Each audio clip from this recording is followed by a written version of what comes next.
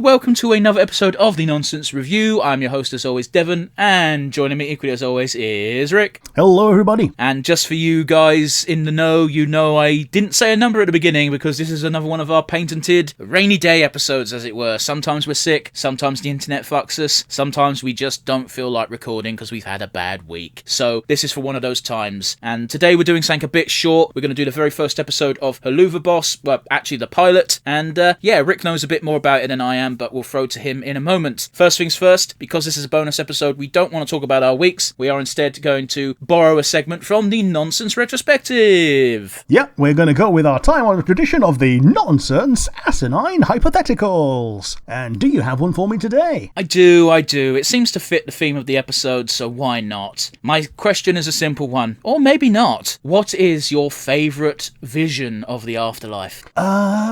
So there's always the fluffy cloud heaven, but I think that's a bit boring. And there's city hell, which these shows seem to evoke, which is pretty cool. But the one that I kind of like the idea of most is that your consciousness retreats into your head and you get stuck in basically a simulation of your own design for what is to you the rest of eternity. Oh boy, that doesn't sound too bad. Yeah, so depending on how imaginative you are, you end up with a pretty fun afterlife and you're in complete control. It's like a super lucid dream that lasts for the last few moments of your life, but because it's the rest of the time that you have, it's forever. I feel you, although that does make me feel incredibly sorry for the Jerrys of the world. Yeah, where you're amused by human music. You know what I mean, though? I've known some very unimaginative people in my lifetime, and, the thing determining whether your last moments are heaven or hell are based on how imaginative you are, you know? That's kind of rough. The other thing that I would say is a flaw of this system was if you thought you were a perfectly virtuous person and, by all accounts you were a piece of shit, then you would get your own version of paradise in your head. Yeah, but you're saying that, but even, I'm going to use Christianity because it's the one I'm most familiar with, but, as long as you apologise for everything just before you die, you get a clean slate and get to go to heaven, you know? So, yeah. No system is immune to that, sort of loophole logic. Yeah, no system is immune to that kind of abuse. You could literally be a slave driver, and then at the end, you just go, oh, bring a priest so I can say sorry. Literally, that's what the Church of England used to do. We're English, Rick. We had to learn about this shit. King Henry invented the Church of England pretty much so he could get a divorce. But, something they used to do was, Blackadder used to take the piss out of it. The church would try to convince dying nobles to leave all of their earthly possessions to the church because they wanted the money. And the promise was to, you get to go to heaven if you give us all your shit. Yeah, and they then tried to move the goalposts of, even if you were perfectly good and you are going to go to heaven, everybody spends time in purgatory, and the amount that you give makes you spend less time in purgatory. Yeah, just lies upon lies upon lies. But, it started out quite optimistic and then very quickly took a dark turn. So let's move on. And, do you have one for me, Rick? My one for you is you get the chance to take a pill, and when you take this pill, you'll wake up either 20 days or 20 years into the future. Would you take it? No. And why or why not? No, I find time to be quite precious, so I don't want to lose any of it. Okay, so the idea is that you aren't aged at all. You're basically just going to cryogenic sleep or whatever. That makes the question a bit more difficult, but in about 20 years' time, we're going to be in the middle of the water wars, so yeah, I don't particularly want to skip a bunch of my life just to get thrown straight into that. I want to avoid it as long as possible. Yeah, on the plus side, the PS5 might actually have some stock by then.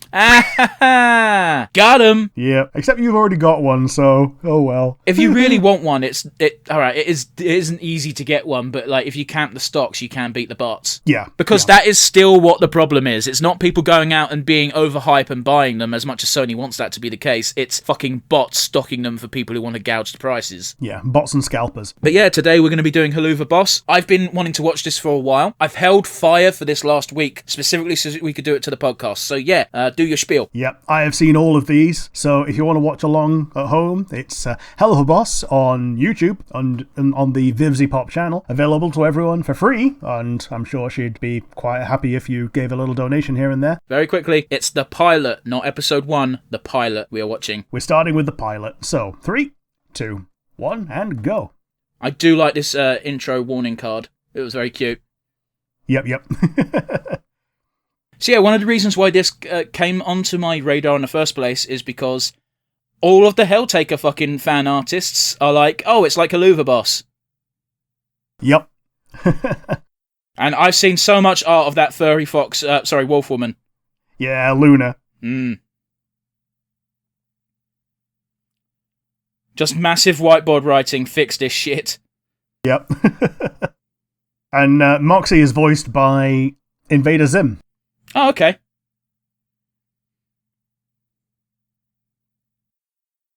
Very visceral. Yeah. The good old visceral infomercial.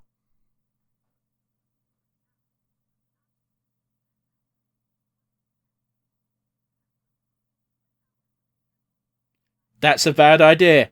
Yep. I think the issue there is they saw 3 hours worth of ad space for very cheap, relatively speaking. They were like, cool, 3 hours of my ad, that's great. But if that's all that's happening for 3 hours, no one's going to stick around and watch it. No. I mean, you do have infomercial channels that are literally just commercial over and over again. Yeah, and they suck. Yeah, they do. These character designs are very cute. Yeah, they are. That's a great picture. Yeah, the little imps are really cute. If they have merch of these characters, I'm tempted. Yeah. The girl one is from the country, where all the imps are tough, whereas Moxie is, like... He's a lot more wimpy. Are you a piece of shit? Yep.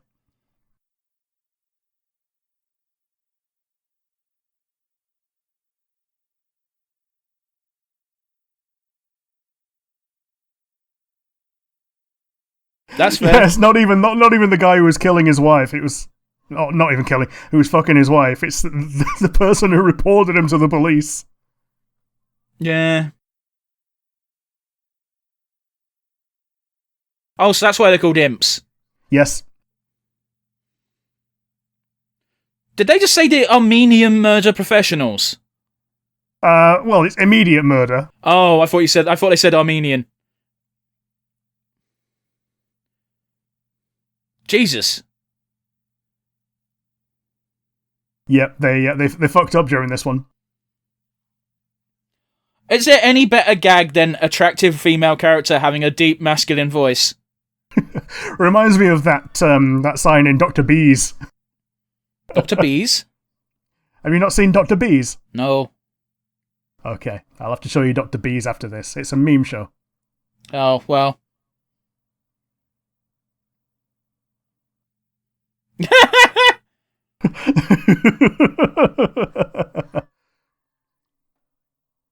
Wow.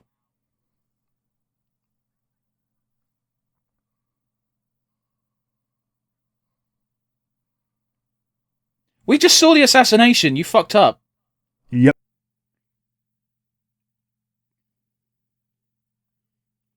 I like how they bleep out shit and fuck in the subtitles, but not dick.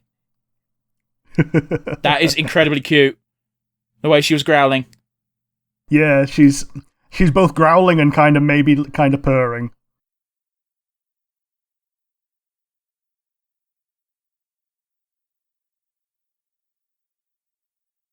So wait, is she technically a pet then? She's an adoptive daughter. Oh. He said adopted, so I thought maybe from the pound. Yeah, he adopted... Oh, they're watching... They're watching the other one. Oh, what, Has Been Hotel? Yeah, they're watching Has Been Hotel on the show, on the TV.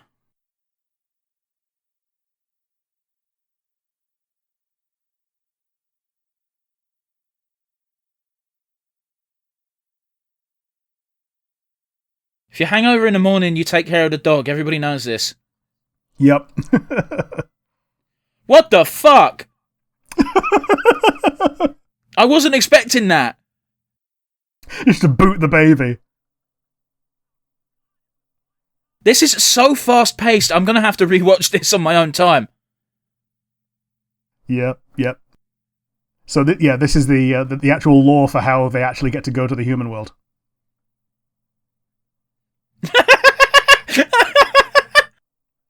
It's like Kronk, but funnier. Yep.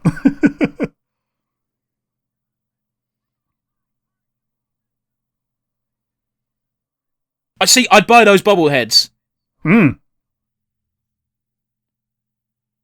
This is a weirdly designed creature.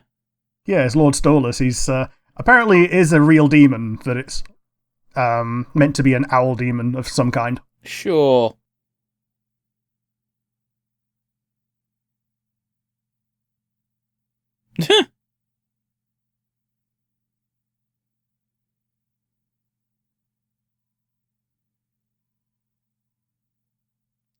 Oh, so he's horny for him. Yes, he is.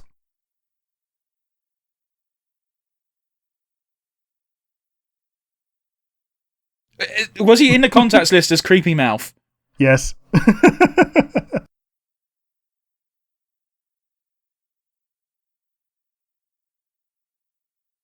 Okay. Oh, that was all just a cutaway gag.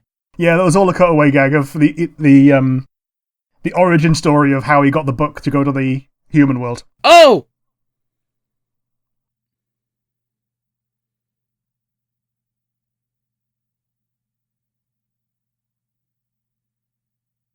Wow.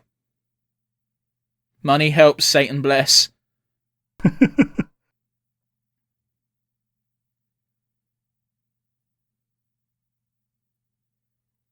No, fuck you, that's the worst. It is the worst. Are these two a couple? Yes, they are. Oh, fair enough.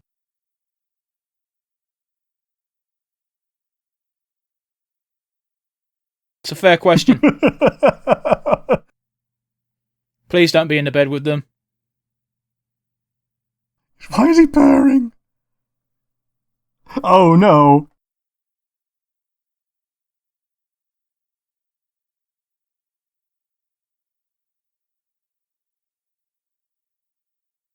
Aw. Close the curtains! Like, don't get me wrong, that's fucked up, but it doesn't feel like that's going to stop anytime soon. No. Luna thinks it's funny, at least. I feel like Luna just likes seeing other people in pain. Yes. Oh, Luna apparently died at like age 17 fun. from an overdose or whatever. And because she's still a minor in hell, she's 17 forever. Wait, but there's so much lewd fan art of her. Yep. Oh no. She's been dead for a long time.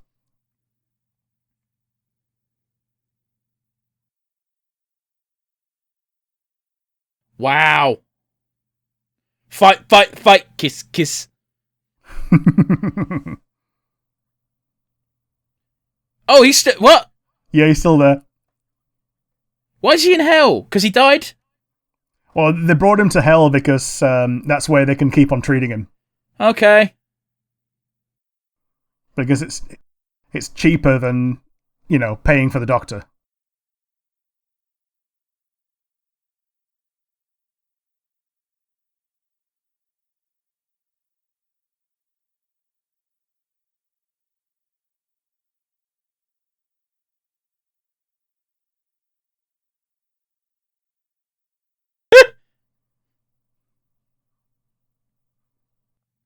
Wow.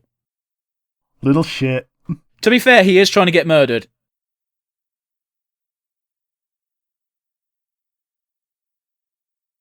And that pissed her off more than anything else.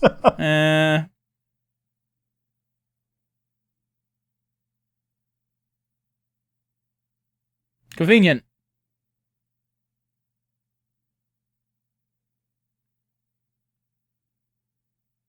Well.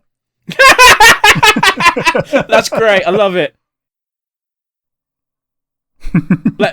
Let's sew that part, but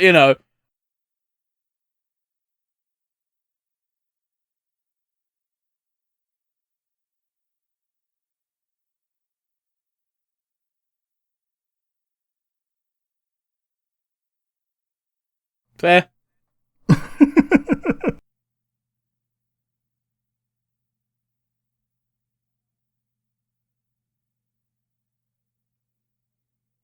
Mum sucks at drawing young kids. Missing boy, there is a missing kid.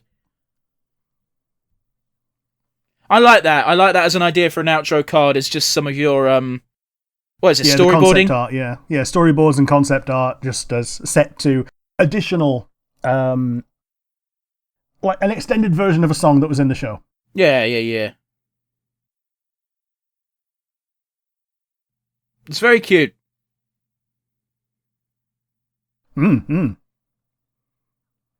What is it? There's a character in Archer called Krieger who just goes, I have a hard-on in my heart for love. Like, this is super fucked up, but I am kind of feeling like, oh, they love each other. That's adorable. Who doesn't like a classic back-to-back shooting people fucking pose? It's always good, isn't it? Yeah. Plus, they're both actually really good at their jobs. Well, we don't 100% know that. So far, we've only seen them kill a kid, and they thought they fucked that up. Turns out it was correct, but only later on. Later on during the series, you see that they're both actually really good at it, so... Yeah. For what it's worth, I'm looking forward to binging this. I can binge it in an afternoon very easily. Yes. And as I said, I'm going to rewatch that first that pilot because there was a lot of stuff going on, and I even talked over a lot of stuff. We had the subtitles on, but they're not perfect. They're YouTube subtitles, so... Yes. And because all the characters were so fast in their manner of speech, the subtitles couldn't keep up in some scenes. Yeah. But yeah, I doubt I need to ask the question, but I must. Rick, what did you think? It was a good one. It sets the scene very well for the rest of the series. I think this is a better starting point than the actual episode 1. Well, this would have been the episode that would have been released chronologically first before anything else to get people hooked, so it kind of makes sense. Yeah, I think this is the one. Obviously, it's called the pilot. The idea was this is showing whoever wants to pick it up that this is the quality you can have going forward. And it's weird that this got picked up but Has Been Hotel didn't, but they're still doing things on Has Been, so it's good that they have both going on now. But how about you? What do you think? As I said, I'm probably going to binge this. The episode lengths are incredibly short, so much like Sonic Boom, I can just watch it and not care. But even removing that as a factor, it was just a fun watch, even though we spoke over, pretty much all of it. There was constantly stuff going on. There's even going to be stuff that you're going to miss on a second, third, on fourth watch. Like, it's very definitely worth watching again, even if it's after you've watched the rest of it, so you can pick up on things with more context, you know? Yeah, I'm probably going to watch the pilot again before actually diving into the series proper, just because, you know? Sure. I barely registered people's names. I know Luna's name because, again, her fan art of that character crops up all the goddamn time, so... Yeah, there's Blitzo, Millie, and... Oh, I've forgotten the... So you've watched the damn series, you've got no excuse, but... Yeah, I've forgotten it. But yeah, we'll give this show the usual treatment. Rick, favourite moment? My favourite moment was the ad, the immediately murdered professionals ad. Yeah? Like, it lasted a bit long to give a screenshot, but, you know, I think the entire segment was probably the best. But yeah, how about you? What was your favourite moment? My favourite moment was immediately the second that they were told that the kid was the right person to kill, the boss man took out a gun and just fucking shot him. Yeah. Christ on a stick, there is a god. It was great. I really found it funny.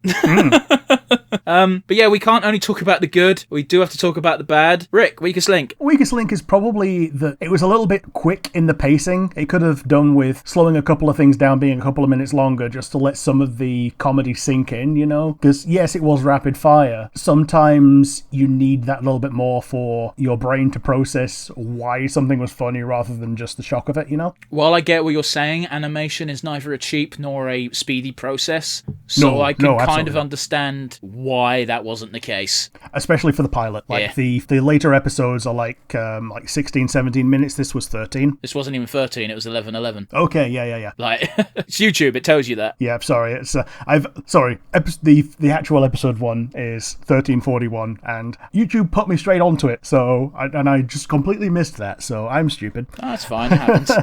What was your weakest link? It's just as you said, like, I totally understand why the pacing was so fast. It's a pilot, animation is a lengthy process, it costs money, but it was incredibly fast-paced. But that's not always a bad thing. I think it certainly worked in this show's favour, because what little I know about the show is it's quite chaotic, so having a fast pace makes perfect sense. Yeah, like an irreverence towards violence is kind of what you need when you really want to show that your entire cast is massively bloodthirsty. Absolutely. So yeah, it comes to the age-old question, the most important one. Rick, MVP. Well, bit of a controversial one, but I'm giving it to Luna because of how many fans it brought to the show. Yeah, you say fans, but what you mean is furries. Yeah, how many perverts? We said furries, you don't need to say the word pervert. I'm sorry, I know there's some not pervs in that community, but come on! Well, it works the other way as well. You can be a pervert and not a furry and still be like, oh, hello, what is this? Let's go look at that. That's just a furry in denial, but you know. Okay. But yeah, how about you? Who was your MVP? Like I said, I'm not too good with names, but the boss. Yeah, Blizzo. Yeah, very funny, very good in this episode. Like, everyone's design is great. I enjoyed everyone, but in this episode, he in particular shined. Also, my god, I loved his reaction to being told all that fucked up sex shit that Owl Demon wanted to do. Yeah. But yeah, that was Helluva Boss. We usually do longer episodes, but of course, this is a rainy day episode, and damn, that was good. It was fun. There was really no dull moments. So yeah, looking forward to binging that. As ever, if you want to get in touch with us, we've got the comment section down below on YouTube. If you're not watching via YouTube, you can instead send us an email, where they said send email to Rick. nonsensereviewuk@gmail.com. Once again, that is nonsensereviewuk@gmail.com. Yes. And as ever, if you've made it this far, thank you very much. We appreciate you watching. Don't forget to keep yourself safe and keep yourselves happy. We'll see y'all again next time. Bye!